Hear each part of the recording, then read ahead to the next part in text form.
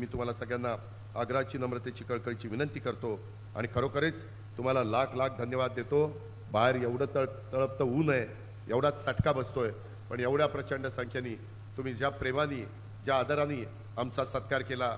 माझा चंदगडचा माणूस, माझा चंदगडचा कार्यकर्ता, माझा चंदगडचा सहकारी नेहमीच माझ्यावर विशेष प्रेम करतो, कारण चंदगडकरांनी आज माझा नागरी सत्काराचं आयोजन केलं आहे. त्याबद्दल मी चंदगडकरांचा, गडिंग्लजकरांचा, आजराकरांचा मनापासून आभार मानतोच. पण मी राज्याचा विरोधी पक्षाचा नेता असताना देखील याच चंदगडकरांनी, आजराकरांनी, गडिंग्लजकरांनी माझा अत्यंत प्रेमाने आपुलकीनं नागरी सत्कार केलेला होता.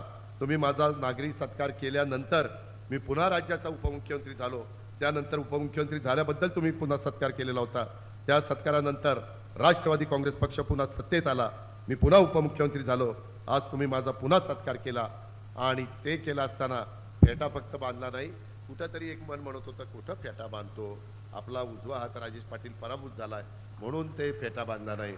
मी फेटा बांधील, पण पुन्हा राजेश पाटलाला निवडून द्या. एक काय म्हणेल तेवढे फेटे बांधील, पण तेवढं तुमच्या हातात आहे, तेवढं तुम्ही त्या ठिकाणी करा. अशा प्रकारची माझी आपल्याला सगळ्यांना विनंती आहे.